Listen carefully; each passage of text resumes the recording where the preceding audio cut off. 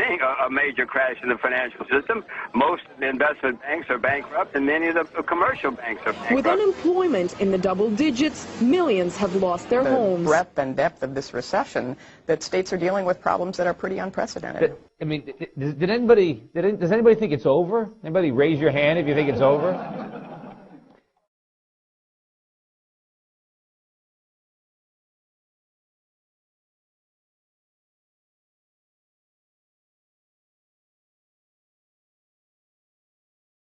It's fairly simple.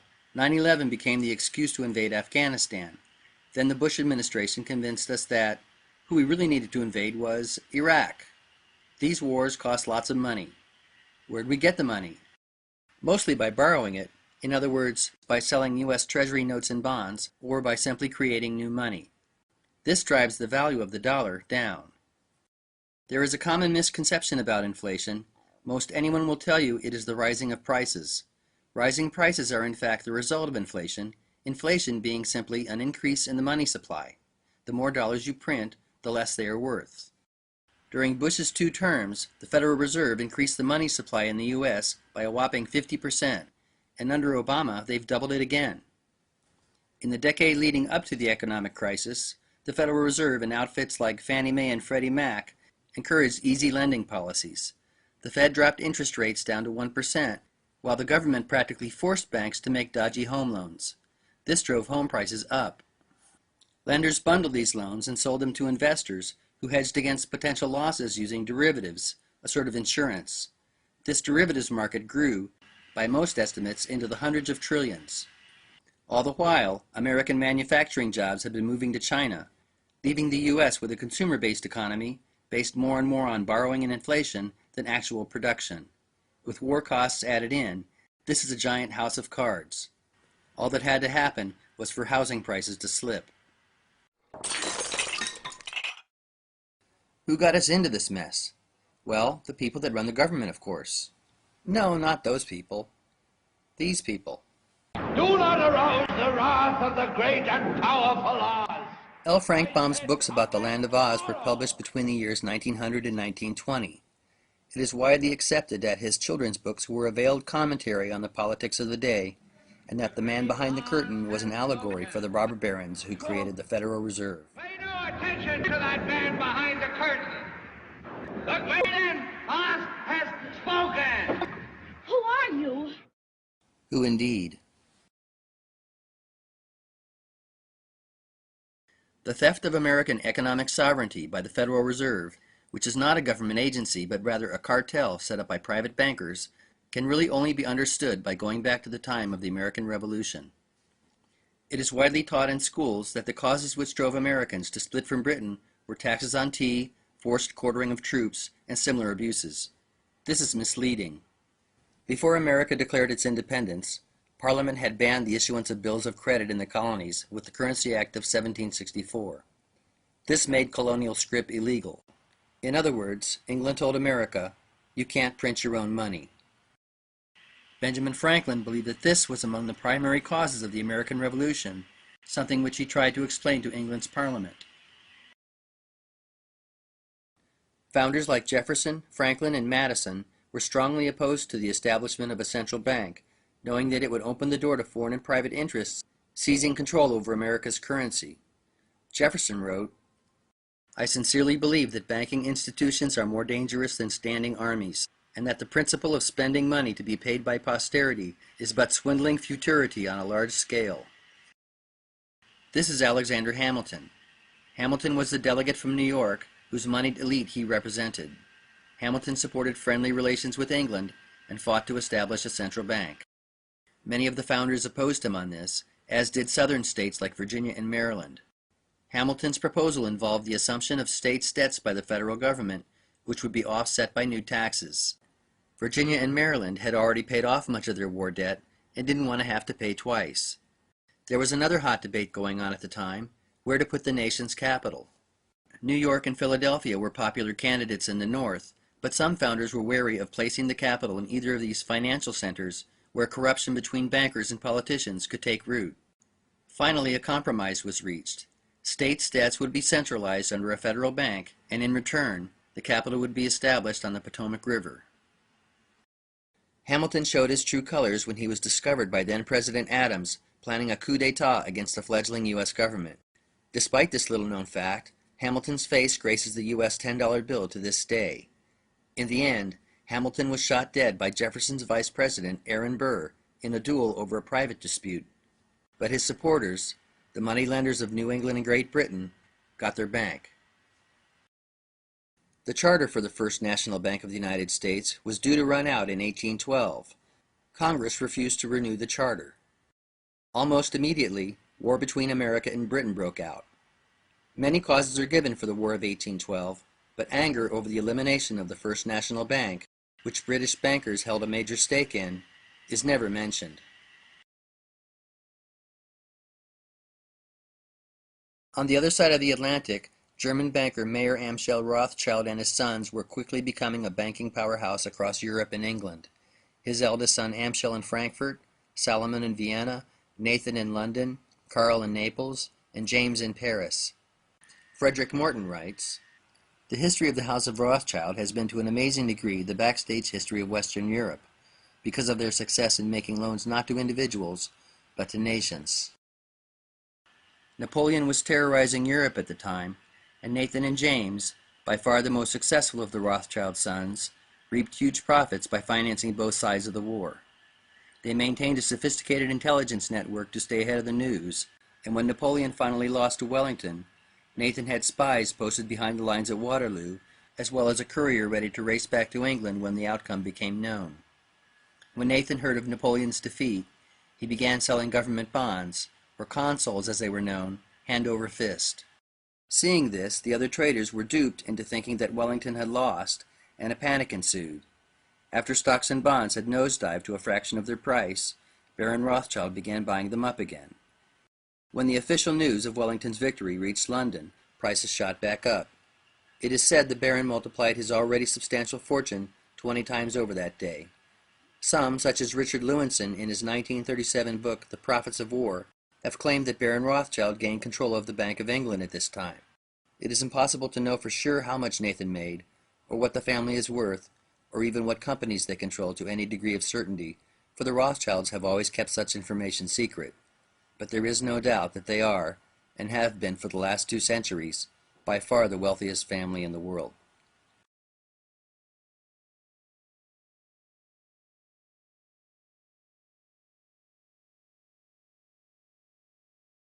The War of 1812 had left America's financial house in shambles, so much so that then-President Madison was persuaded to allow a second central bank to be established. It might be a good idea to look at what was going on behind the scenes at this point. The 2 richest men in America at the time were Stephen Girard and John Jacob Astor. The Astor family is best known for its real estate, but John Jacob made his fortune first in fur trading and opium. Girard looks like he could use a hat. In current U.S. dollars, these men would have been twice as wealthy as Bill Gates. Girard and Astor both held large shares in Hamilton's First National Bank of the U.S., and after it was shut down, the 2 men used their influence to promote Alexander Dallas to the post of Treasury Secretary. Dallas used his position to push through a new central bank, which Girard and Astor would be major stockholders in as well. The Second National Bank of the U.S. would not last any longer than the first, however, for in the election of 1828, war hero Andrew Jackson ran on an anti-bank platform and won. As president, addressing a delegation of bankers, he famously said, "You are a den of vipers and thieves. I intend to rout you out, and by the grace of the eternal God, I will rout you out." When Congress approved a bill to recharter the bank in 1832, Jackson vetoed it. Why all the fuss? Why were men like Jackson and Jefferson so opposed to a central bank?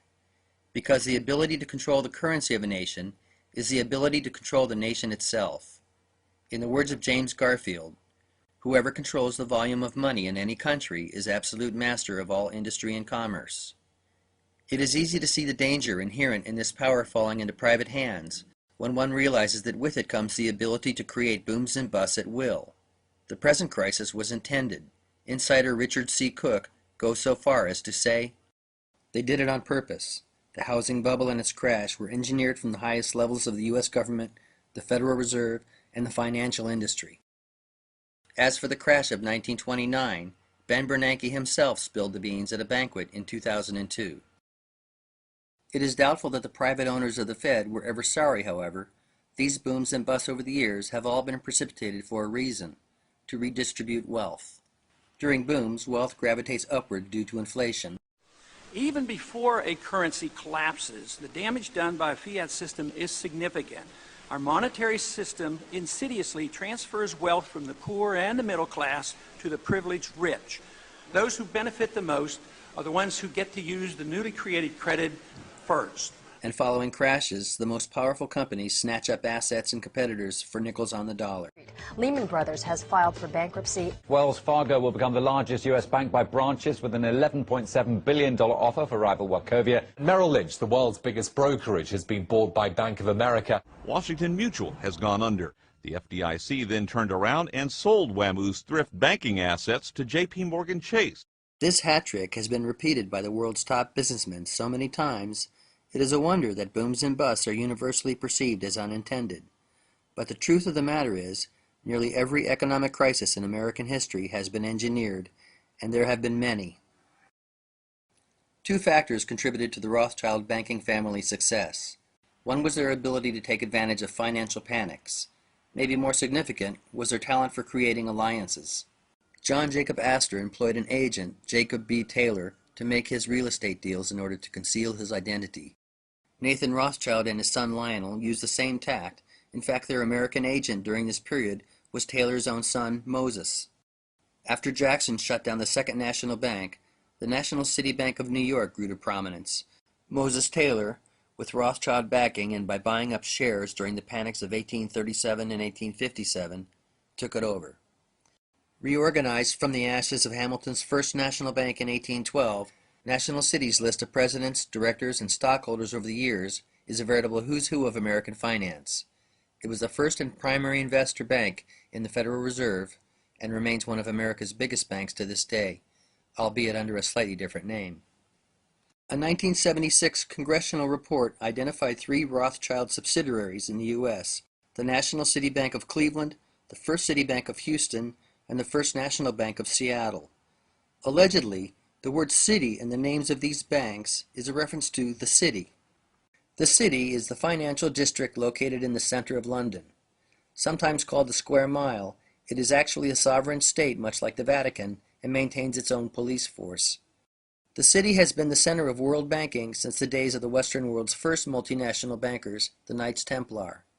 800 years ago, the Templar Knights built the Crown Temple Church there and made it their home, and England's financial and legal institutions grew up around it. You can find the Templar Knights' familiar red cross on the city's coat of arms. For that matter, the Cross of St. George, as it is known, is also a part of the British flag. The city is home to the Bank of England, the Royal Exchange, the London Stock Exchange, the Royal Courts of Justice, and many other financial and legal institutions. National City Bank of New York was originally just called Citibank, as was its sister, the City Bank of Cleveland. They both became national banks in 1865 when they received charters to print U.S. national currency. This was the same year that Lincoln, who had been issuing his own currency, the greenback, was assassinated. What was the difference between the greenbacks that Lincoln printed during the Civil War and the national currency banks like Citibank printed in their place? Banks had been printing a muddled variety of currencies as long as there had been banks in the U.S. Paper currency was ostensibly backed by some amount of gold or silver and loaned out at interest. After the Civil War, many large banks were allowed to issue a national currency for the first time. This was a big step toward the elite's goal of recreating a national central bank. Lincoln's greenbacks, on the other hand, were issued by the Treasury and were interest-free. The greenback threatened to cut the banks out of the whole currency racket. They killed him for it. Only one other president in U.S. history has tried to issue interest-free Treasury notes. They killed him too.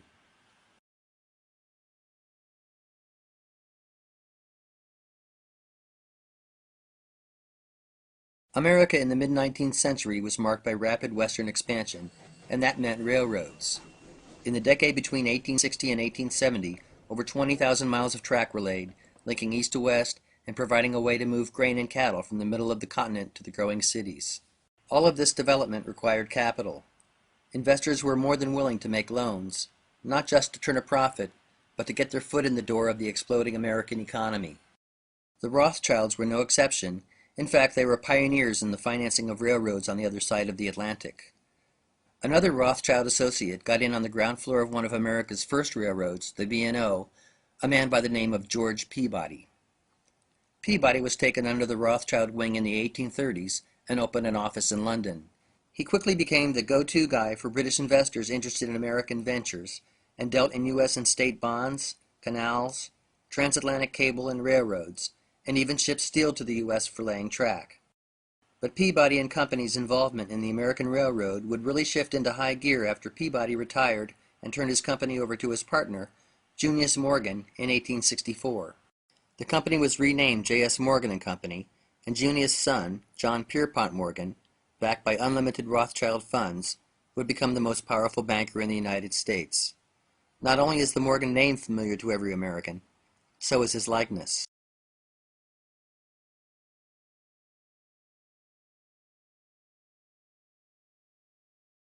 Alexander Brown was a linen merchant who emigrated to Baltimore from Ireland in 1800, becoming very successful. He was a major stockholder in the Second National Bank of the United States, along with Girard and Astor, and his sons would go on to found one of the largest merchant banks in America. Brown Brothers had a London branch as well, Brown Shipley & Company. The Browns have always had close ties to the Bank of England. In fact, it is an unwritten rule that the bank's Board of Governors must always include a Brown Shipley director. One of them, Lord Montague Norman, served as governor of the Bank of England longer than anyone in history. If you guessed that the Browns enjoyed close ties to the Rothschilds, you would be correct. In fact, it was through George Peabody's connections with the Brown family that he was first welcomed into the Rothschild circle. Undoubtedly, the Rothschilds' closest allies were two German banking families, the Schiffs and the Warburgs. The Warburg family name is legendary in banking.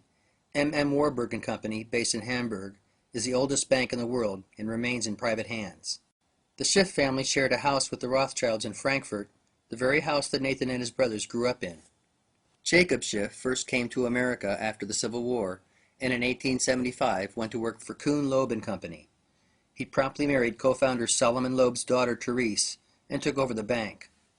Paul Warburg, who was regarded as the architect of the Federal Reserve System, followed in Jacob Schiff's footsteps, first marrying Solomon Loeb's other daughter Nina, and then joining Kuhn & Loeb when he too came to America in 1902. Warburg was chairman of his own bank, the Bank of Manhattan, and sat on the boards of many important companies, often together with Schiff. Before Warburg came to join him in New York, though, Jacob Schiff spotted two promising entrepreneurs and lent them his support. One would become the undisputed king of oil, the other, America's preeminent railroad baron, John D. Rockefeller and Edward H. Harriman. Rockefeller was pious, hard-working, and ruthless. He and his brother William formed Standard Oil together, and by buying out or forcing out competitors, the company at one time controlled 90% of the refining business in the U.S. Harriman was no slouch either. He would eventually control the Union Pacific, the Southern Pacific, the Illinois Central, and a few other lines, as well as the Wells Fargo Express. He also sat on the board of National City Bank of New York, along with Schiff. Jacob Schiff arranged the financing for both the Harriman and Rockefeller empires, either through Kuhn & Loeb or National City Bank of Cleveland. The Rockefellers dabbled in banking too. William Rockefeller and his son Percy were both directors at National City Bank of New York, and William's grandson James would one day be chairman. The bank best known as a Rockefeller Bank, though, was Chase, which was built up by John D. Rockefeller's son. Eventually, Chase would merge with Paul Warburg's bank to become Chase Manhattan, after which J.D. Rockefeller's grandson David would become chairman there. Oddly, these two New York banks were considered rivals, despite the fact that they were run largely by the same family. If the Rockefellers had a rival, it would have been Morgan. J.P. Morgan pioneered the merger. He financed Thomas Edison's company and merged it with another electric company to form General Electric.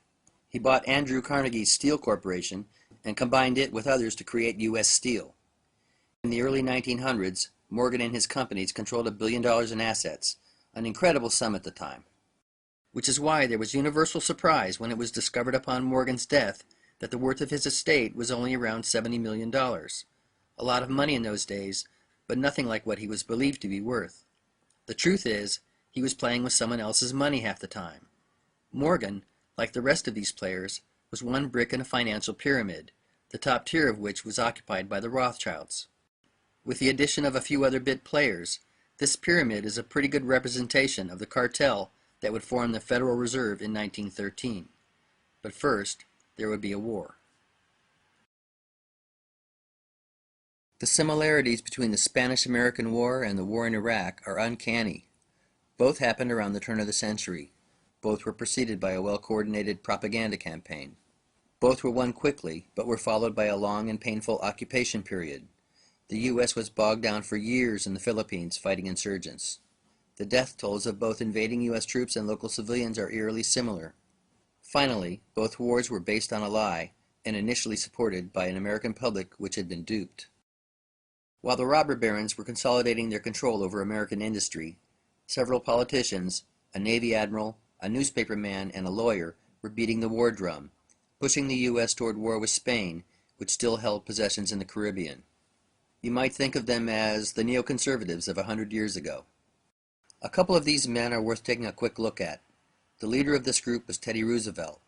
Roosevelt helped drum up support for war with fiery speeches, while he and Elihu Root led a campaign to modernize the U.S. Navy. Root was Secretary of War at the time under McKinley, and Roosevelt became Assistant Secretary of the Navy in 1897. If you were wondering if these men were connected in any way to the bankers and tycoons we've been talking about, Elihu Root was their lawyer.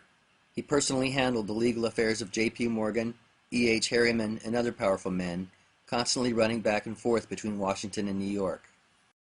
The Spanish were no saints, and an independence movement had sprung up in Cuba. The rebellion became more belligerent with U.S. backing, and Spain responded by throwing Cubans into relocation camps. William Randolph Hearst, the newspaper mogul, ran stories vilifying the Spanish and their abuses. Reportedly, an artist he had sent to Cuba to record the alleged crisis wired back, saying there was nothing to draw. Hearst famously replied, "You provide the pictures, I'll provide the war." In 1898, the USS Maine was sent to Cuba to keep an eye on things.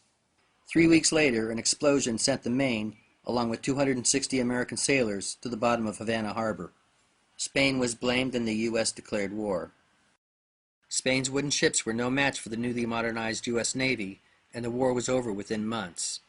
The U.S. took possession of Puerto Rico, Guam, and the Philippines. Cuba was given limited independence, but the U.S. kept Guantanamo Bay for itself. As it turned out, Spain had nothing to do with the sinking of the Maine. It's unclear if the explosion was a simple onboard accident or if the ship was intentionally sunk to get the war started. Either way, with its victory over the Spanish, America entered the new century as a world power. President McKinley was re-elected in 1900 with Teddy Roosevelt as his running mate. McKinley, who had resisted going to war, was barely into his second term 6 months when he was assassinated. Teddy Roosevelt assumed the presidency.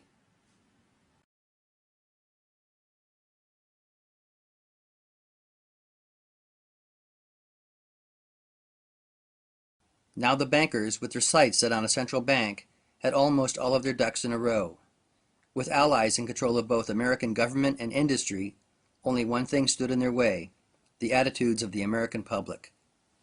Americans had become fearful of the great power that was being amassed in the hands of a few wealthy men.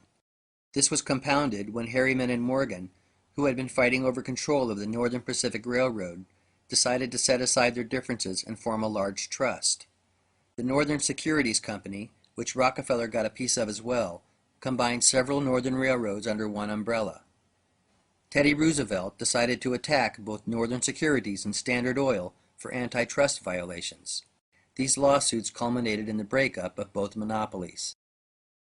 In 1907, while all of this trust busting was going on, there was a financial panic started by a run on the Knickerbocker Trust Company. J.P. Morgan intervened and saved the nation from a crash. What few realized was that before Morgan stepped in to stop the panic, he helped create it. Doctor of Law and author Ellen Brown described the panic and its significance aptly. The Panic of 1907 was triggered by rumors that two major banks were about to become insolvent. Later evidence pointed to the House of Morgan as the source of the rumors. The public, believing the rumors, proceeded to make them come true by staging a run on the banks. Morgan then nobly stepped in to avert the panic by importing $100 million in gold from his European sources. The public thus became convinced that the country needed a central banking system to stop future panics, overcoming strong congressional opposition to any bill allowing the nation's money to be issued by a private central bank controlled by Wall Street. This was all well understood at the time by some. In 1913, House Representative Charles Lindbergh Sr. stated into the congressional record, "The money trust caused the 1907 panic and thereby forced Congress to create a National Monetary Commission." The National Monetary Commission was formed to study ways to stabilize the U.S. financial system. The commission finally made its recommendation after traveling around Europe for 2 years on the country's tab. What the country really needed was, can you guess? A central bank. Which is no surprise. The commission's leader, the powerful senator from Rhode Island, Nelson Aldrich, held shares in New York's biggest banks. His daughter Abby married John D. Rockefeller, Jr. Yes, Nelson Aldrich was David Rockefeller's grandfather. What about Teddy Roosevelt? Where did his loyalties lie? Roosevelt, like his fifth cousin Franklin Delano Roosevelt, was from a wealthy Dutch family who are connected by marriage to the Astors. The Roosevelt, Delano, and Astor families literally intertwine like threads in a rug. Like the Astors, the Roosevelts held large tracts of land in Manhattan, which Teddy's great-great-great-great-great-grandfather, Claus van Roosevelt, purchased back when New York was still a Dutch colony. Roosevelt was known to be a Morgan man, was friends with Edward Harriman, and had accepted campaign contributions from Rockefeller. Both Roosevelt and his longtime friend and Secretary of State, Elihu Root, helped further the agenda of the money trust in many ways. So if Roosevelt was on the side of the bankers, why did he attack Standard Oil and Northern Securities? There is only one reasonable explanation. It was a ploy to allay public fears. It convinced the nation that the politicians were on the side of the people and that the power of the monopolists had been checked. Nothing could have been further from the truth. Rockefeller was hardly inconvenienced by the attack. The 34 small pieces the Supreme Court broke Standard Oil up into were still Rockefeller-controlled companies. The family's stock values doubled with the restructuring, and 4 of those new companies would later become Exxon, Mobil, Chevron, and Amoco. I don't think Jefferson, who rallied against central banking at America's inception, or Lincoln, who tried to free the American people from debt-based privately issued currency, or Washington, who warned against unnecessary wars and foreign entanglements, are much too happy to have Teddy Roosevelt sitting up there with them on Mount Rushmore. Roosevelt's trust busting accomplished one other thing. It kept the spotlight off of what the bankers were really up to. In 1910, 7 men got on a train headed for Jekyll Island, Georgia, ostensibly to do some duck hunting. Nelson Aldrich was among them, as was Paul Warburg, and representatives of the Rockefeller and Morgan banking interests. Also there was Abram Andrews, the Assistant Secretary of the Treasury. The men took precautions to ensure complete secrecy and referred to each other only by their first names. Over the next 10 days, they hammered out the details of what would become the Federal Reserve System. The proposal was originally introduced in Congress as the Aldrich Plan, but was shot down. Paul Warburg rewrote it under the name the Federal Reserve Act, which Senator Aldrich publicly opposed to try and fool the other congressmen. The 2 bills were essentially the same. Lest we forget who was ultimately behind this, an agent of Brown Brothers, Colonel Elisha Garrison, wrote in his 1931 book, Roosevelt, Wilson, and the Federal Reserve Law. Paul Warburg is the man who got the Federal Reserve Act together after the Aldrich Plan aroused such nationwide resentment and opposition. The mastermind of both plans was Baron Alfred Rothschild of London. The act passed the House and Senate in late December of 1913, and the differences were hammered out while most congressmen were out of town for the holidays. It is debatable whether Woodrow Wilson, who signed the bill the next day, fully understood the nature of what he was a party to, or if he was simply a puppet. Certainly, Colonel Edward M. House deserves much of the credit for Wilson's cooperation. House's father had made his fortune running blockades during the Civil War and trading with British investors, including the Rothschilds. Colonel House was solidly in the inner circle of the money trust and was Wilson's most trusted advisor, maintaining a residence in the White House. Woodrow Wilson signed the Federal Reserve Act into law on December 23, 1913.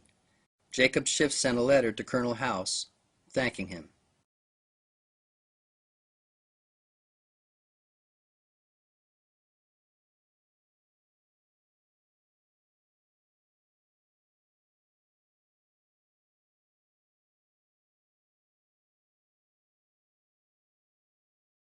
Finally, the bankers had control over America's money, but that's not all.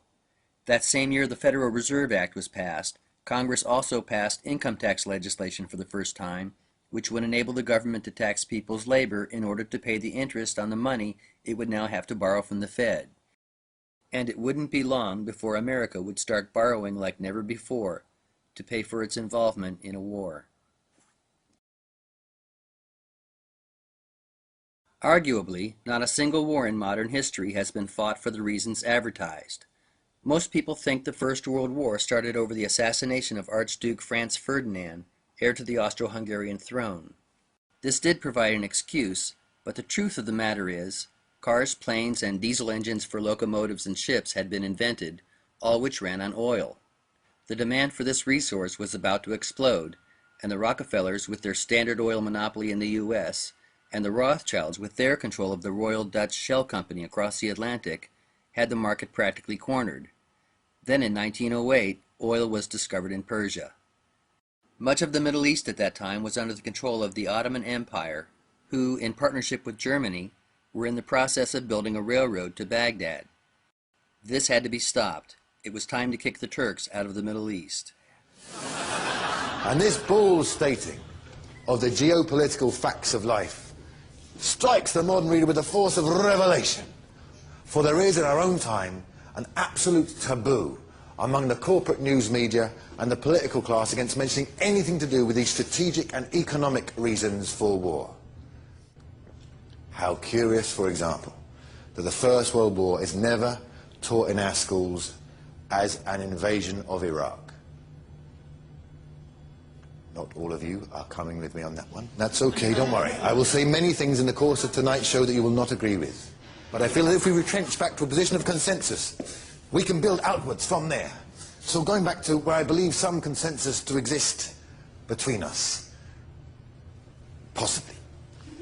I am sure many of you, like me, have never been entirely satisfied with the standard explanation we were given at secondary school for the causes and origins of the First World War. The assassination of Archduke Ferdinand. I mean, no one is that popular. A somewhat more efficient cause might be the Berlin-Baghdad Railway. Commenced construction in the years leading up to the First World War. The Royal Navy had just switched from coal to oil. German Navy follows suit, but they don't have no oil-producing colonies. Thus begins Drang nach Osten, the drive to the east, spine of which policy is the Berlin-Baghdad Railway. Now, there's already track laid from Berlin to Constantinople. Of course, it's called the Orient Express.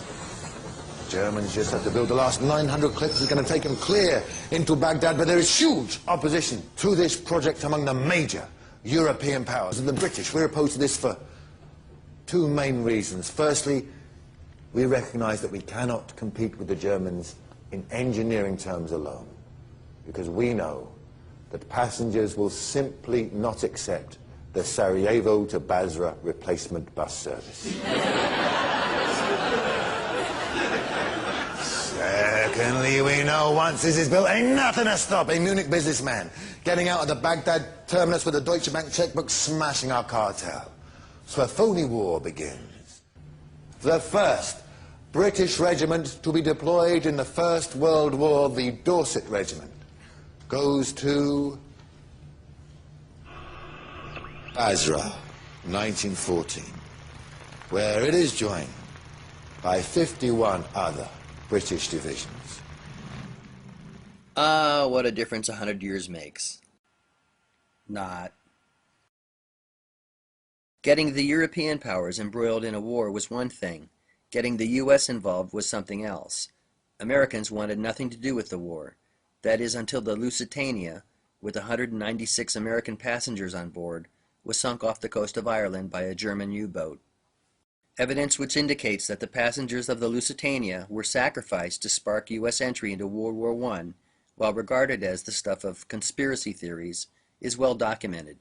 The British use of merchant ships to ram German submarines had rendered civilian vessels fair game in the eyes of the Germans.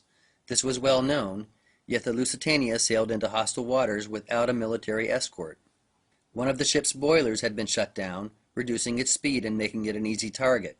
Despite claims to the contrary, the Lusitania was carrying munitions, which were listed on the ship's manifest. Germany took out an ad in a few dozen American newspapers, warning that ships flying the flag of Britain or her allies would be attacked, ads which the U.S. government tried to stop papers from printing.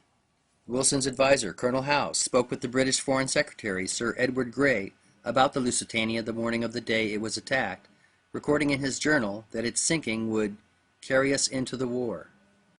He was right, it did. War's effectiveness at pushing nations into debt can easily be seen on this tally provided by the Treasury Department. The country's debt jumped 900% between the years preceding and following the war. It ballooned more than sixfold again as the country entered World War II. But apart from the purely economic reasons for getting America involved in these wars, on another level there was something else going on.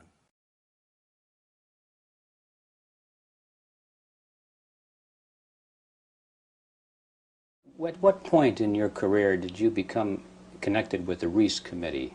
1953. 1953. Yeah. And what was that capacity, sir? That was the capacity of what they call Director of Research for the Reece Committee. Can you tell us what the Reece Committee was attempting to do? Yes, I can tell you. It was operating and carrying out instructions embodied in a resolution passed by the House of Representatives, which was to investigate the activities of foundations as to whether or not these activities could justifiably be labeled un-American without, I might say, defining what they meant by un-American. That what we had uncovered was the determination of these large endowed foundations through their trustees to actually get control over the content of American education. Rowan Gaither was at that time president of the Ford Foundation. And Mr. Gaither had sent for me when I found it convenient to be in New York. Mr. Gaither said, "Mr. Dodd, we've asked you to come up here today because we thought that possibly off the record you would tell us why the Congress is interested in the activities of foundations such as ourselves."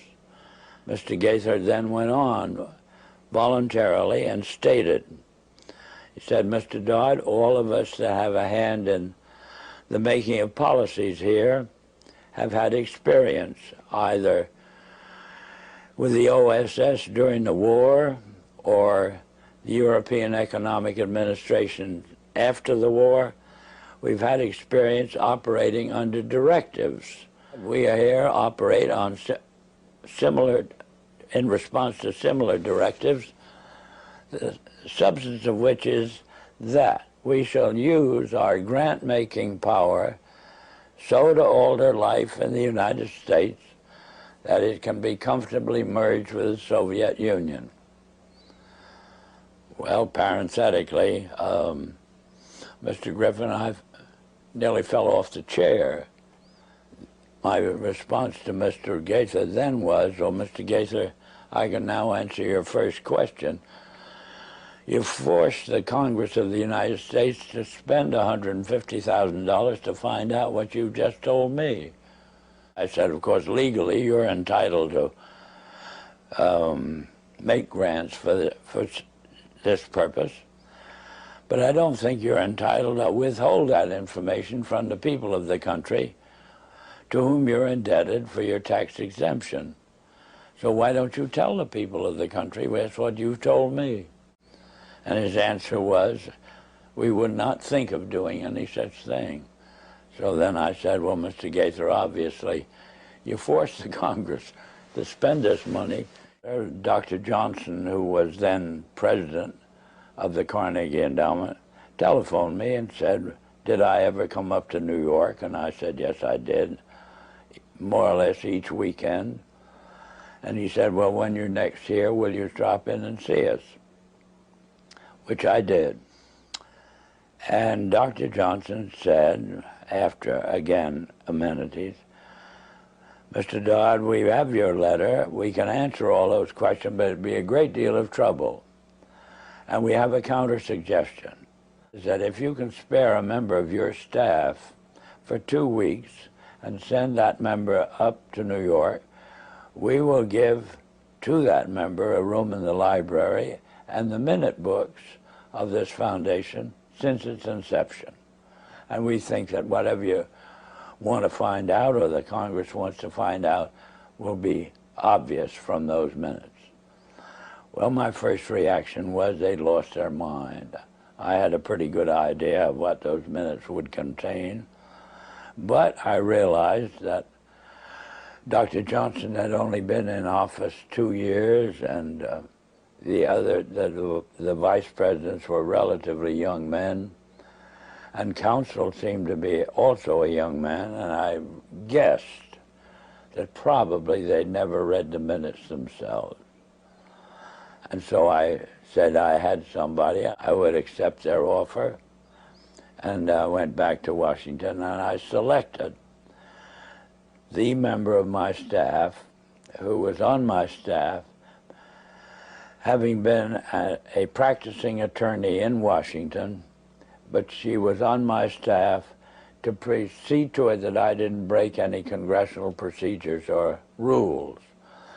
In addition to which, she was unsympathetic to the purpose of the investigation. She was level-headed and a very reasonably brilliant, capable lady. And her attitude toward the investigation was, what could possibly be wrong with foundations? They do so much good.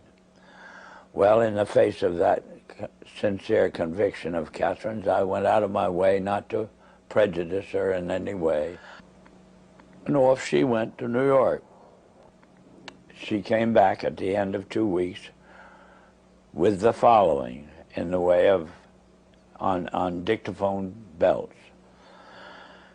We are now at the year 1908, which was the year that the Carnegie began operations.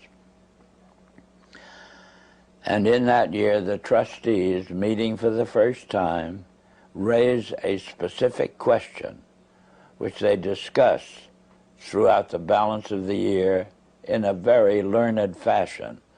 And the question is there any means known more effective than war, assuming you wish to alter the life of an entire people? And they conclude that no more effective means than war to that end is known to humanity. So then in 1909 they raised the second question and discussed it, namely, how do we involve the United States in a war? Then finally they answer that question as follows: we must control the State Department. And then that very naturally raises the question of how do we do that? And they answer it by saying we must take over and control the diplomatic machinery of this country. And finally they resolve to aim at that as an objective. Then time passes, and we are eventually in a war, which would have been World War I. And at that time, they record on their minutes a shocking report in which they dispatched to President Wilson a telegram cautioning him to see that the war does not end too quickly. And finally, of course, the war is over. At that time, their interest shifts over to preventing what they call a reversion of life in the United States to what it was prior to 1914. At that point, they come to the conclusion that to prevent a reversion, we must control education in the United States. Yeah, I might tell you this experience, as far as its impact on Catherine Casey was concerned, was she never was able to return to her law practice. If it hadn't been for Carol Reese's ability to tuck her away on a job with the Federal Trade Commission, I don't know what would have happened to Catherine, but ultimately she lost her mind as a result of it.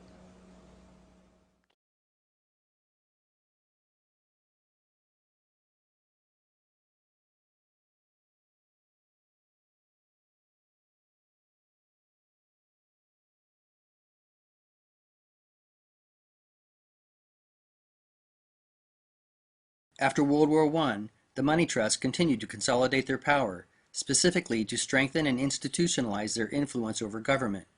They did this by forming the Council on Foreign Relations in 1921. The council brought together the nation's top leaders in the fields of business, law, medicine, media, and politics. Currently, there are around 4,000 members. It was originally dominated by Morgan interests, with the Rockefellers gradually assuming more of a leadership role over the years. Its first chairman was, if you can believe it, Elihu Root. The Council on Foreign Relations is essentially a lobbying body, but one which wields vast influence. The majority of U.S. presidents since Franklin Roosevelt have been CFR members, as has nearly every U.S. Secretary of Defense and State since World War II. Most congressional leaders are council members, and important cabinet positions are also generally filled from the ranks of the council. It's good to be back at the Council on Foreign Relations. As Pete mentioned, I've been a member for a long time and was actually a director for some period of time. I never mentioned that when I was campaigning for re-election back home in Wyoming.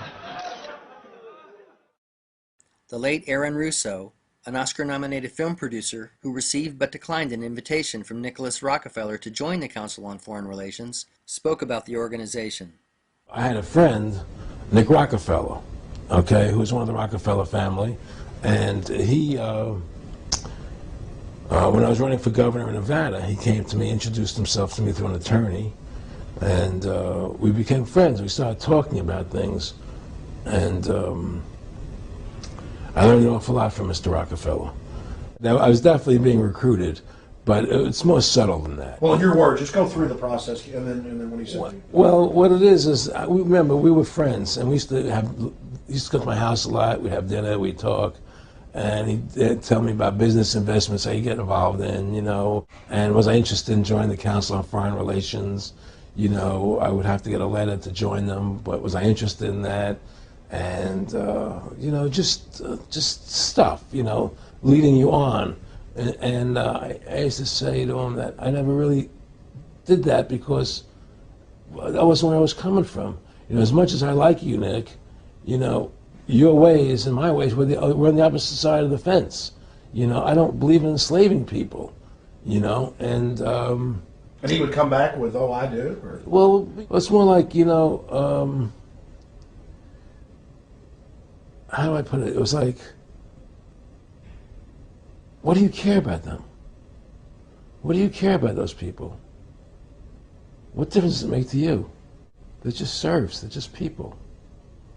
You know, it was just a lack of caring, you know, and that's just not who I was. It was just sort of like cold, you know, it was just like cold. And we believe that it's best for society to be ruled by an elite people who control everything. And I said, I don't believe that. You know, I believe God put me on this earth to be the best person I could be, and put everybody on this earth to be the best they can be, not to be a slave and a sheep to you and these people. And I don't understand why you want to control everything. What is the need for that, you know? And I asked him, do all the people in the Council of Foreign Relations feel the same way you feel? He said, no, a lot of them think they're doing the right thing. They think that socialism is the best way to go. But the people at the top, they all know the truth of what's happening. And that's what it is. So it's compartmentalized within the elite structure as well. Of course it is. Of course it is. I mean, all the people that are in the CFR, was that 2,000-3,000 people? I have to go to like Dan Rather. They don't know what's going on. They join the CFR because it's prestigious. They think it's good for business, it's good for this. You know, they don't know what's really happening. One of the CFR's most world-changing accomplishments was their creation of the Central Intelligence Agency.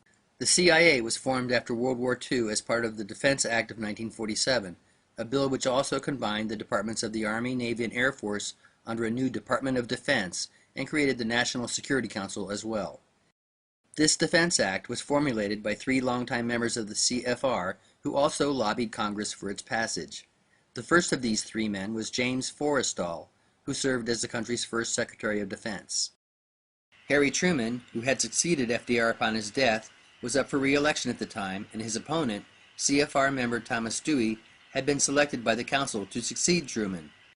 James Forrestal met with Dewey, and they had agreed that Forrestal would stay on as Defense Secretary after Dewey's election to the presidency. But to everyone's surprise, Dewey did not win. Truman did. This was maybe the only time since World War II that the Council on Foreign Relations did not control the outcome of a presidential election. They made sure it wouldn't happen again, however, for after Dewey's defeat, the Council has made sure that the presidential candidates from both parties were in their corner. Truman had ties to the mob, but was not a member of the Council. He soon fired James Forrestal. Forrestal was later admitted to Bethesda Hospital for psychiatric treatment, and soon after fell out of a 16-story window. The circumstances surrounding his so-called suicide are suspicious. Why he may have been killed is unknown. Before introducing the second of these 3 men, it will behoove us to first fill in some gaps regarding the militarization of Japan and the rise of communism. After financing the Rockefeller and Harriman empires, Jacob Schiff turned his attention to Japan and Russia.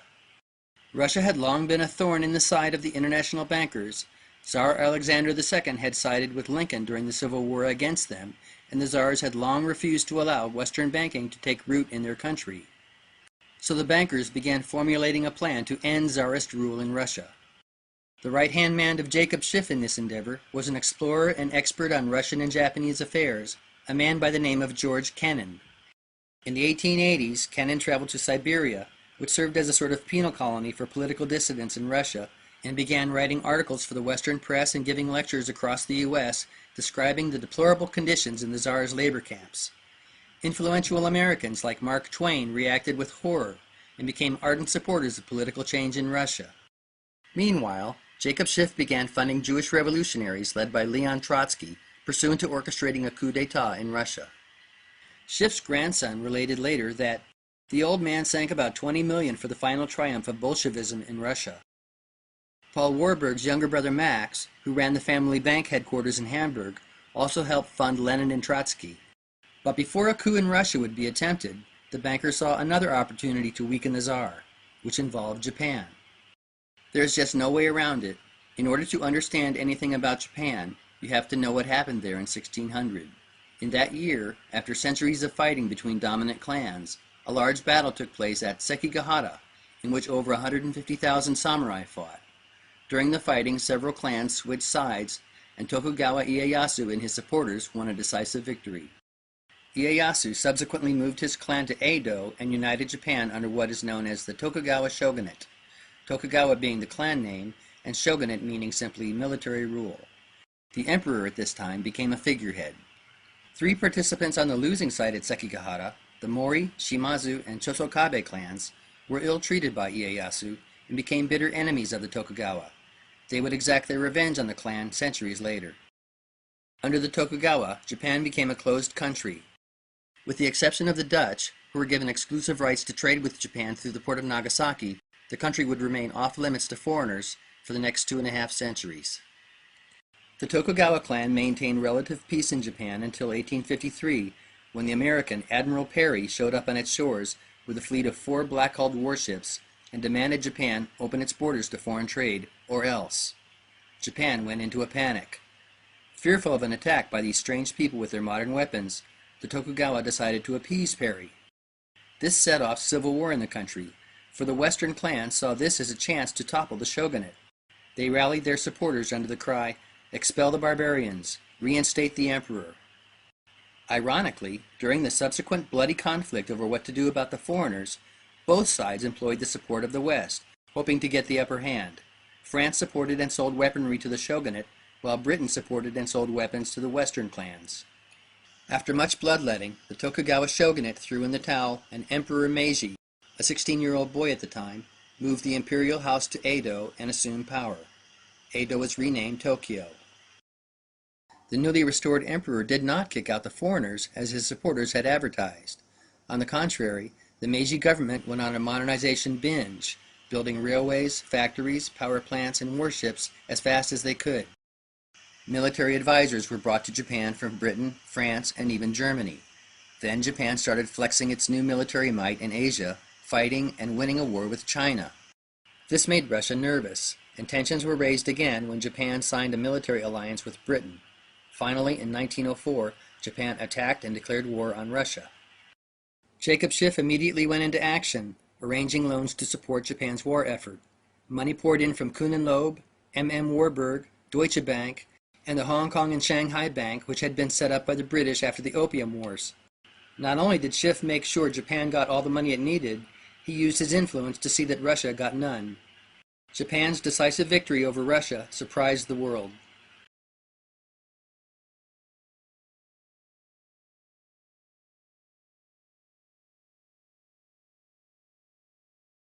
It was no secret that powerful Western business interests exploited Japan's eagerness to modernize and her thirst for conquest to attack Tsarist Russia. Political cartoons of the day attest to this. Jacob Schiff even bragged about it. John Hammond was quoted in the New York Times commenting on Schiff's boastful statement that the money of Jewish bankers had made it possible for Japan to wage a successful war against Russia. George Kennan boasted about his role in taking down the Tsar as well.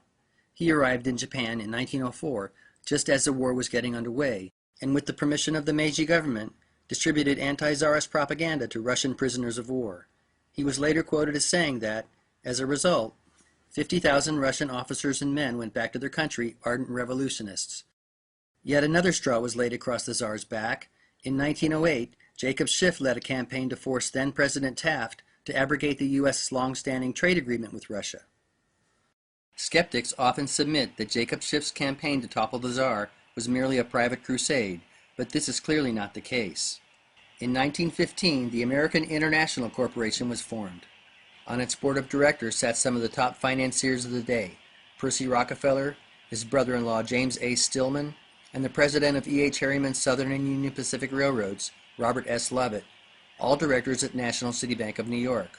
The company's founder was National City Bank's president, Frank Vanderlip, one of the 7 attendees at Jekyll Island.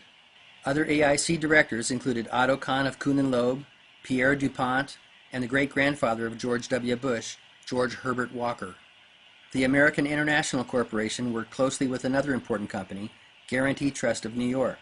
Guaranty Trust had been built up on the Rockefeller, Whitney, Vanderbilt, and Harriman fortunes, but by 1915, J.P. Morgan held controlling interest. Guaranty Trust's list of directors was impressive as well.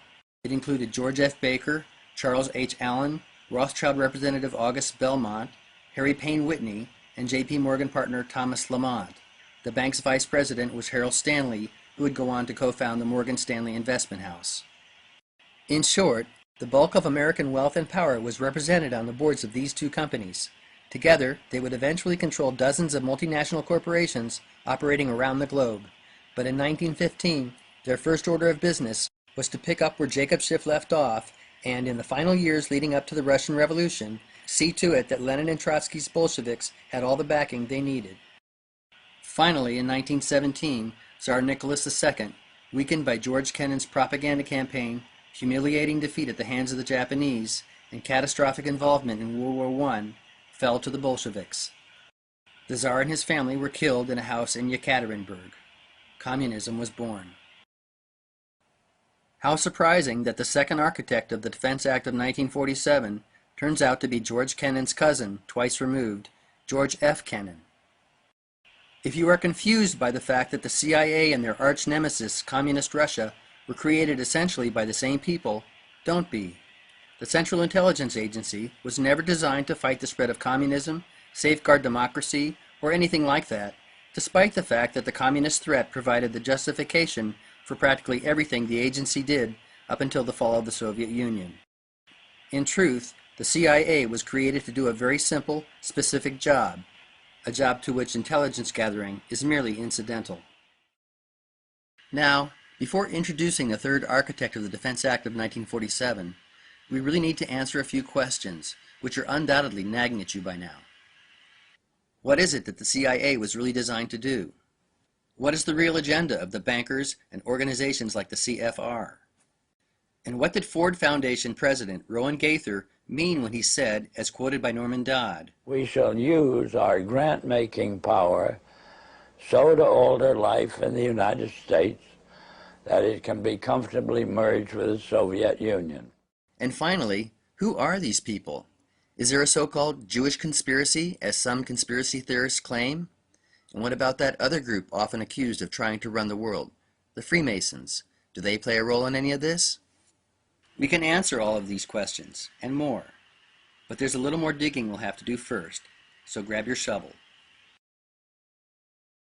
When Tokugawa Ieyasu granted exclusive trading privileges to the Dutch, he wasn't forming an alliance so much with Holland as with the Dutch East India Company, which set up their first trading outpost in Asia just after Ieyasu's victory at Sekigahara.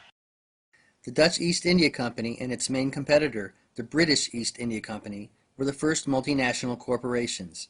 They wielded the power of sovereign nations on the seas and generated tremendous profits plundering the far corners of the world.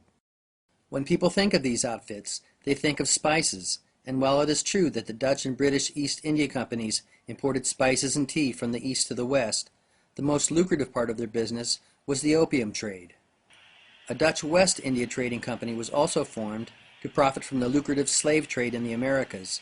To put it bluntly, much of what these trading companies engaged in was licensed piracy.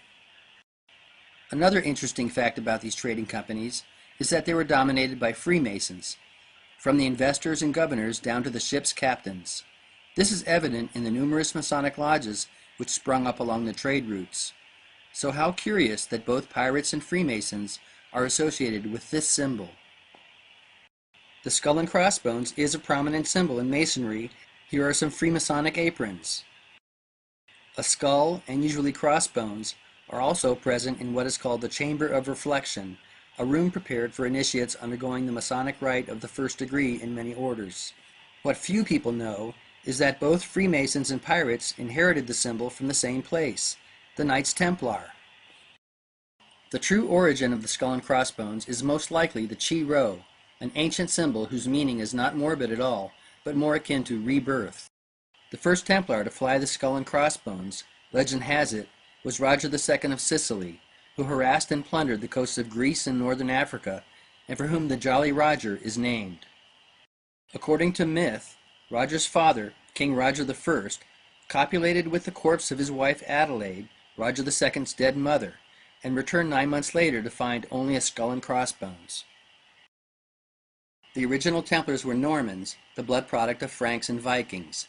The order was formed during the First Crusade, and with special privileges granted by the Pope, they amassed great wealth and power, operated a vast banking network, and built hundreds of churches and castles across Europe and the Middle East. They also maintained a large fleet of ships and dominated the commerce of much of the world. The Templar Knights had a good run until 1307, when King Philip IV of France, who was deeply in debt to the order, lit on the idea of wiping out his debts by charging the Templars with heresy. And so, with the consent of the Pope, his men began arresting knights. Many were imprisoned and tortured, and some burned at the stake.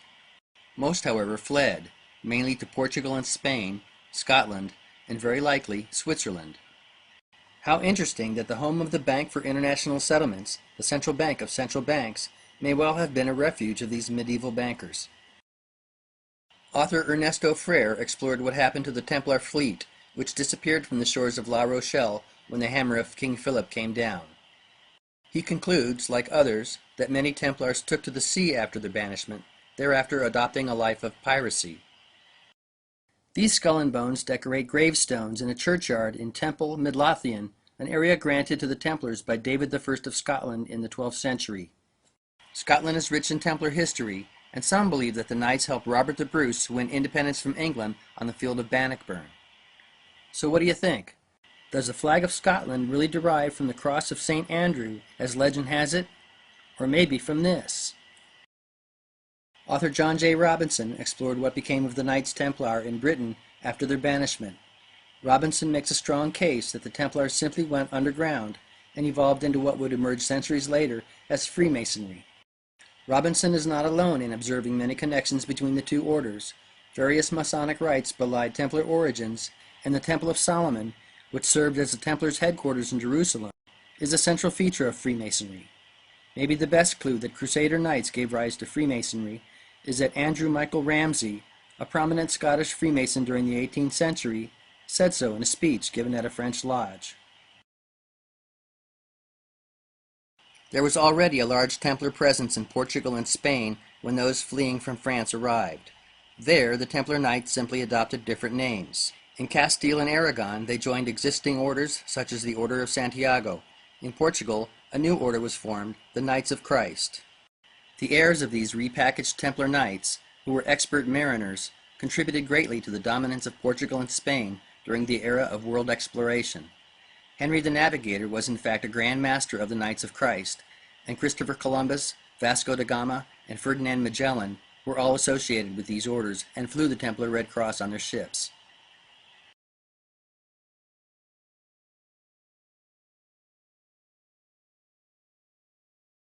This age of exploration was Spain's golden age, and then King Ferdinand of Aragon and his wife Queen Isabella of Castile did something stupid. They heeded the counsel of reactionary priests and started the Spanish Inquisition. As a result, tens of thousands of Jews fled. In the latter half of the 16th century, profound changes were taking place in England and Holland. Holland, known for religious tolerance, was a Spanish possession when the Inquisition began, but declared independence in 1581 and eventually kicked the Spanish out. Meanwhile, in England, the Anglican Church broke away from Rome under Queen Elizabeth. To wit, the Catholic Church was losing its authority in these countries, and that's where many Jews fleeing from Portugal and Spain went. And there's good reason to believe that at least some of the Templar remnant there went with them. Here's why. The religious convictions of the heirs and descendants of the Templar Knights, officially a heretic order, would have been suspect in the eyes of the Catholic Church. The Spanish Inquisition was not just an attack against Jews and Muslims. Any deviation from strict Catholic doctrine was grounds for persecution, and rumors of the Templars' Gnostic beliefs and occult practices had led to their banning. The Knights of the Spanish and Portuguese orders had developed a fruitful partnership with Jewish merchants in Spain and Portugal, who not only invested in voyages to the New World, Africa, and the Far East, but also played a role in marketing valuable goods brought back. Queen Isabella, King Ferdinand, and their successors expropriated property from the orders while the Inquisition raged to help pay for military entanglements, notably against the English and the Dutch. Maybe the best indication that the Templar remnant followed their fleeing Jewish partners is that as the Spanish Inquisition dragged on, Portuguese and Spanish dominance on the high seas went into decline, while that of England and Holland surged. This culminated in the establishment of the Dutch and British East India Companies, which both Freemasons and Jewish merchants played significant roles in. This notion of a Templar flight from Spain and Portugal to England and Holland is almost completely undocumented, but seems very likely, and, if accurate, is startling, for it allows us to trace a continuous thread of conquering, plunder, commercial domination, and colonization. It begins with Rollo the Viking, who invades and conquers northern France in the 9th century. The Franks make peace with Rollo and his Vikings by granting them Normandy. A century later, Normans invade and conquer southern Italy and Sicily. Then in the 11th century, more Normans invade and conquer England. They are led by William the Conqueror, Rollo the Viking's direct descendant. A generation later, Normans and allies from all over Europe invade and conquer the Holy Land, at least for a time. This is when the Templar Knights are born. The Templars in turn dominate the commerce of the Christian world until they are banned and flee. From Portugal and Spain, they begin exploring the world and establishing trade routes, but are chased out by the Catholic Church again, this time fleeing to Northern Europe and England. There, they and the local Templar remnant, who will later come out of the closet as Freemasons, set up the Dutch and British East India Companies with the help of Jewish merchants, and began colonizing the world. The thread doesn't end there either, for several American families got in on the opium and slave trade rackets. Participating in the opium trade, we have, predominantly, the Astor, Cabot, and Russell families. John Jacob Astor we have already met. Remember Henry Cabot Lodge in Teddy Roosevelt's circle of warmongers? His mother was a Cabot. The Russells we have not yet met, but FDR's grandfather, Warren Delano, was manager of operations in China for the Russell family. On the slave trading side, two other Roosevelt patriarchs, Johann and Jacob, owned a slaving ship, the Expedition. The Browns were involved in the slave trade before they moved into banking, as was George Peabody, who ran the Georgetown slave market. If you think I'm stretching it by alluding to a connection between influential Americans like these and the conquering Normans of old, behold the roots of the following families: Peabody, Brown, Roosevelt, Astor, Taylor, Root, Russell, Cabot. Remember, Duke William of Normandy invaded and conquered England in 1066, winning at the Battle of Hastings. According to houseofnames.org. Peabody, Norman, granted lands by William the Conqueror for distinguished service at the Battle of Hastings in 1066. Brown, Norman, granted lands by William the Conqueror for distinguished service at the Battle of Hastings in 1066. Roosevelt, Norman, granted lands by William the Conqueror for distinguished service at the Battle of Hastings. Astor, Norman, granted lands by William the Conqueror for service at the Battle of Hastings. All of these families, and there are others, descend from a Norman ancestor who received lands in England from William the Conqueror after the Battle of Hastings. What are the chances? You may be wondering about other key players. The Rockefellers came late to the world domination game and are not Norman, nor are the Harrymans. You wouldn't find a Morgan on the battlefield of Hastings, for they are Welsh, but they have their own pirate in their history, this guy. Henry Morgan the Buccaneer was one of the first governors of Jamaica, which he used as the base for his exploits in the Caribbean. How interesting that the Jamaican flag, like that of Scotland, is a saltire cross. But that's not all. Green and gold happen to be the colors of the Morgan family coat of arms. Obviously, Jewish banking families like the Rothschilds, being German, had nothing to do with the invasion of England. There are, however, some surprising connections beneath the surface. This is the Stuart coat of arms. There have been over a dozen kings and queens of Scotland and Britain emanating from the House of Stuart, and plenty of Stuart blood flows in the current House of Windsor. On the right we have the Hohen crest. Frederick Barbarossa of the House of Hohenstaufen was the first of a long string of Germanic holy emperors, and Hohen blood flowed into other royal houses of Europe throughout history, including the British royal family. Now look where the checks on these two family crests originate, the Jewish House of Cohen. I'm not just grasping at straws here. The elements in family coats of arms are not established willy-nilly. The Herald's College, for example, has been tightly regulating coats of arms in England since the 15th century.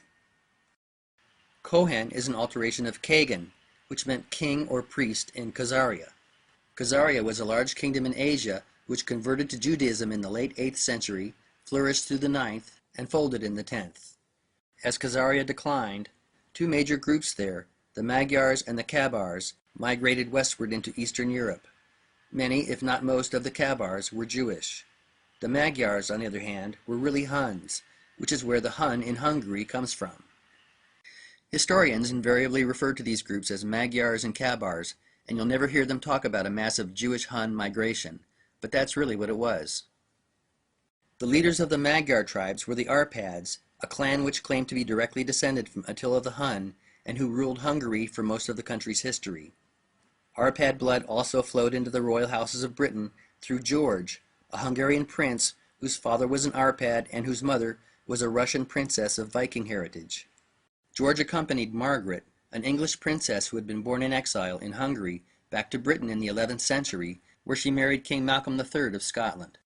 George's descendants are the Drummond clan, who not only married into the Scottish royal family as well, but became one of the wealthiest banking families in Britain. Two Drummonds happened to be the exchequers of the British Treasury during the American Revolutionary War, and doled out the money used to pay for Hessian mercenaries rented by England from Hesse Castle. This money found its way not into the pockets of the Hessian soldiers, nor their king, Frederick II, but into the pockets of the king's personal banker, Mayor Amschel Rothschild, whose sons then used the funds as seed money to grow the Rothschild banking dynasty. Rothschild is an adopted name meaning red shield. The original name of the family was Bauer. An alternate version of this name is Bayer, and a Bayer or a Bauer was someone from Bavaria. If you take the blue and silver checks of the Cohen crest and turn them diagonally, you have the flag of Bavaria. The true origin of all these names becomes clear if you check the Scottish branch of the bloodline, Boer. The bow and arrow was the weapon of choice of the Huns, and this bundle of 5 arrows is an ancient Hun symbol. The Rothschild banking logo displays the same symbol. This topic is far too deep to really address here. Suffice to say that the ruling elite, be they kings, queens, or bankers, Vikings or Huns, Normans or Khazars or Christians or Jews, have been colluding, intermarrying, and competing for 1,000 years to get control of nations and markets. This is why it is meaningless to speak of a Jewish conspiracy. Organized religion is for us, the masses, not them. They have a different calling, to rule. The word cabal actually derives from Kabbalah. The Templar Knights may have tried to pass themselves off as a Catholic order, but what they really embraced was Kabbalah mysticism, an ancient religious sect with occult overtones which predates Judaism.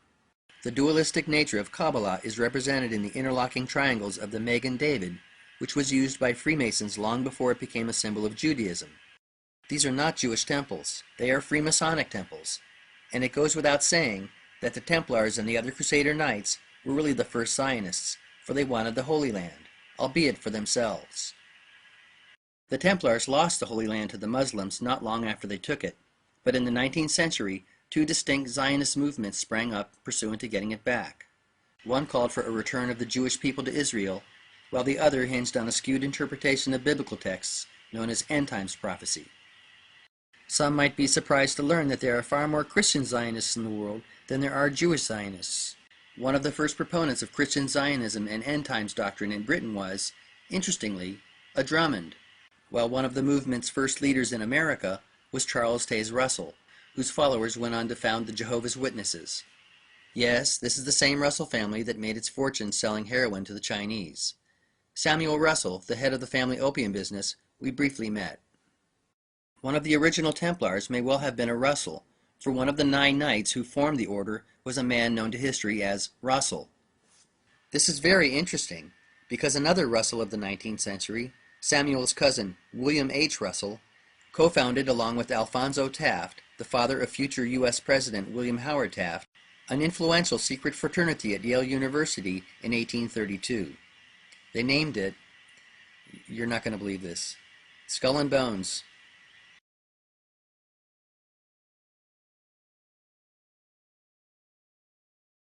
Now we get to see how the Bush family fell in with the Harrimans and the Rockefellers.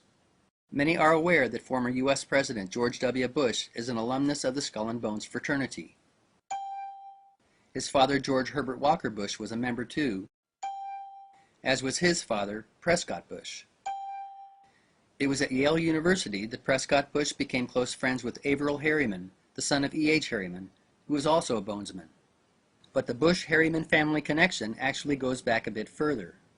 Prescott's father was Samuel Bush, who would have been George W.'s great-grandfather. Samuel Bush was general manager and later president of Buckeye Steel Castings, a factory in Ohio controlled by the youngest brother of John D. and William Rockefeller, Frank Rockefeller. Buckeye Steel Castings made munitions and railroad hardware, the latter of which it sold to an associate of the company, E.H. Harriman. E.H. Harriman's son Averill had little interest in railroads, and instead of following in his father's footsteps after graduating from Yale, he decided to go into investment banking, forming W.A. Harriman & Company. He enlisted his friend Prescott Bush to join the company as a partner, and chose George Herbert Walker to serve as the bank's president. Walker was a well-connected investment banker in his own right, who was one of the directors at the American International Corporation. The year prior, Bush had married Walker's daughter, Dorothy. Their son, George Herbert Walker Bush, was of course named after Dorothy's father. Finally, we get to see where Brown Brothers fits into this quilt. After the crash of 1929, Brown Brothers merged with Harriman's Bank to become Brown Brothers Harriman. Time magazine announced the merger in 1930, noting that 8 of the 10 initial partners of Brown Brothers Harriman were all Skull and Bones alumni.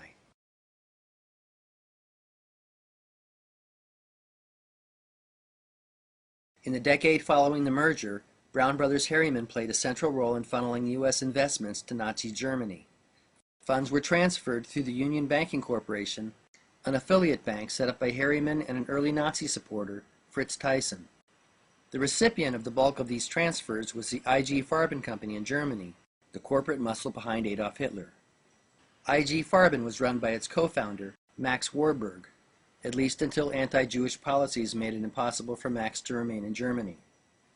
Rockefeller's Standard Oil of New Jersey also helped the Nazis prepare for war, providing IG Farben with a formula for making aviation fuel from coal, for example. Standard Oil escaped any serious repercussions from their cooperation with the Nazis, but UBC wasn't so lucky. The Union Banking Corporation was busted under the Trading with the Enemy Act and its assets seized. Many accounts of the scandal sidestepped the involvement of Harriman and Bush, but UBC's offices were in fact located in the Harriman Building at 39 Broadway in New York, and Prescott Bush and Averill Harriman's brother Roland were both directors at Union Banking Corporation. You can find their names listed here on Vesting Order Number 248, filed with the Federal Registry in 1942 in conjunction with the seizing of the bank's assets. Another major player in the funding of Nazi Germany was the powerful law firm of Sullivan and Cromwell. One of Sullivan and Cromwell's important early clients had been Standard Oil, and the firm had also helped J.P. Morgan facilitate his General Electric and U.S. Steel mergers. Two senior partners at Sullivan and Cromwell during the years leading up to World War II were John Foster Dulles and his brother, Allen Dulles. Not only were the Dulles brothers instrumental in the transfer of U.S. capital to pre-war Nazi Germany, they helped their clients, Brown Brothers Harriman and Standard Oil, try and hide their Nazi connections, albeit with limited success. Allen Dulles is truly a titanic figure in modern American history. He ran the OSS, which was America's intelligence arm during World War II, and the predecessor of the CIA. One of his brainchilds was Operation Paperclip, whereby German scientists and intelligence operatives were brought back to the U.S. after the war. Dulles sat on the board of J. Henry Schroeder Bank, one of the original investor banks in the Federal Reserve System, and a bank which was also instrumental in Nazi funding. Dulles also served as president of the Council on Foreign Relations from 1947 to 1950. The prevailing wisdom is that the father of the CIA was Wild Bill Donovan. Donovan was an important figure, but the title really should go to these three men. In particular, the third architect of the Defense Act of 1947, Allen Dulles. Now that we've crossed that hurdle, what is it that the CIA was really designed to do? As the 20th century progressed, corporate America increasingly became involved overseas. The AIC Guarantee Trust Coalition was the catalyst for this growth, and they came to control no less than 200 multinational corporations involved in everything from the manufacture of machinery to international shipping to agriculture and mining.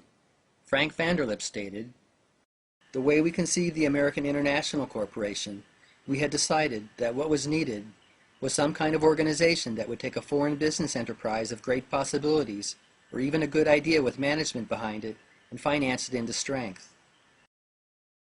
Over the decades, the face of Wall Street changed as companies merged, changed names, and vied for dominance, but the model forged by AIC and Guarantee Trust, one of global commerce directed from select boardrooms, continued. By the mid-20th century, the scope and breadth of this commercial empire was reminiscent of that of the Dutch and British East India Companies in earlier centuries. But there was a major difference. The Dutch and British East India Companies did their own dirty work. They had gunships with which to enforce their monopolies. Corporate America in the 20th century didn't have gunships. They relied on the State Department to grease the wheels of international commerce, and diplomacy was often less than effective. That's where the CIA came in. It served as the attack dog for America's corporate elite, protecting their interests abroad.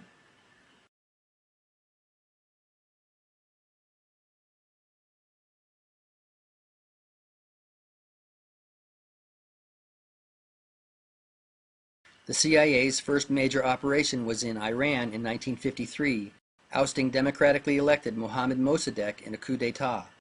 The benefactors of this coup in Iran were largely British oil interests, but the CIA's next adventure, a coup in Guatemala in 1954, protected the interests of United Fruit, a company which had grown large under the umbrella of the American International Corporation.